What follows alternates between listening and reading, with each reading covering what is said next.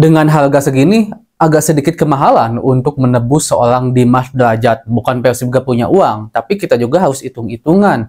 Dengan harga segini, bisa menghasilkan kontribusi seperti apa bagi Persib Bandung. Mari kita bahas dari sudut pandang penikmat sepak bola, bukan pengamat sepak bola. Dari Sabang sampai Merauke, kita bersaudara. Bobotoh sealam dunia, dimanapun kalian berada, masih banyak sekali pertanyaan kepada saya tentang Dimas Derajat.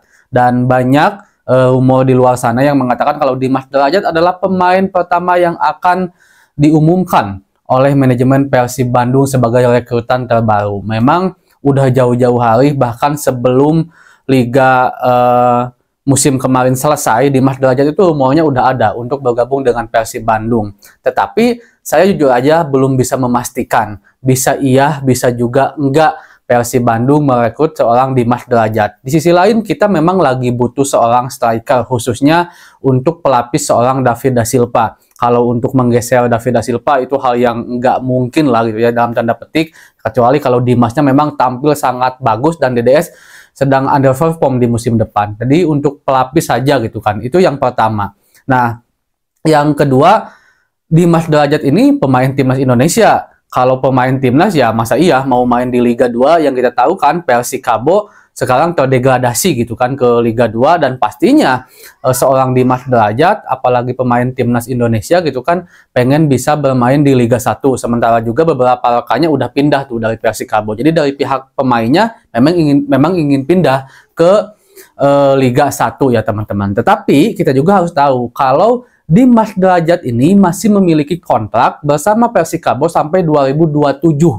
Dan harganya bisa dibilang cukup lumayan kalau seandainya Persib Bandung harus nebus Dimas Derajat dari Persikabo. Dan Persib juga pasti melakukan hitung-hitungan dan sedang digodok juga di pihak manajemen gitu kan. Bisa nggak kalau seandainya dengan nilai segini Dimas Derajat mau ngasih kontribusi apa terhadap Persib Bandung gitu kan, harus sesuai hitung-hitungannya, karena ini kan bisnis juga. Kalau seandainya mahal tamu muncul bahasa Sunda nama tapi tidak memberikan kontribusi lebih terhadap Persib Bandung ya jangan naon, mending beli anu murah gitu kan. Cuman mungkin memang ada opsi lainnya, yaitu opsi peminjaman, dan ini juga sempat dikatakan oleh bos Persib sebelumnya, Pak Teddy, yang sekarang masih cuti lah ya, kita bisa bilang masih cuti.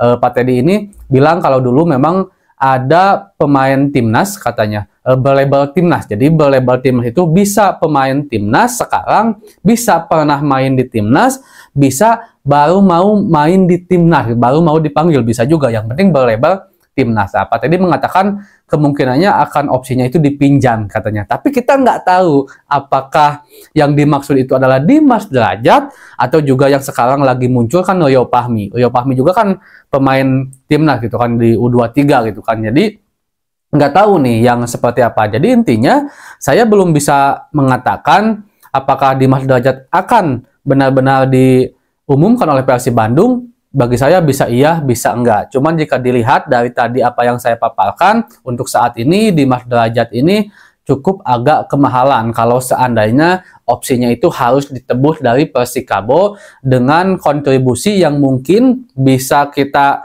tahu kedepannya akan seperti apa bagi Persib Bandung. Jadi lebar duit lah mendingkannya beli pemain lain, mungkin kurang lebih sih gitunya para bobotoh.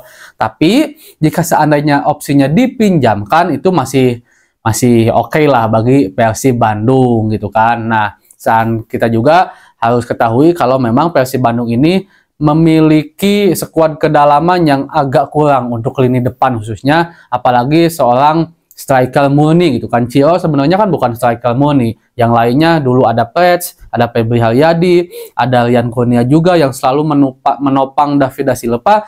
Memang posisi aslinya bukanlah seorang striker murni. Itu sebabnya Persib sangat membutuhkan pelapis David Da Silva untuk striker murni ini gitu kan. Kalau nggak asing ya berarti lokal. Dulu juga sempat ketika Liga masih bergulir, Coach Goran ini kan bilang kalau kita katanya akan mencari dari akademi. Jadi dari akademi Persib untuk striker yang memang bisa dipromosikan nantinya dan diharapkan seenggaknya bisa benar-benar menjadi tulang punggung Persib Bandung ketika David Da Silva tidak bisa bermain. Karena memang ini riskan banget ya.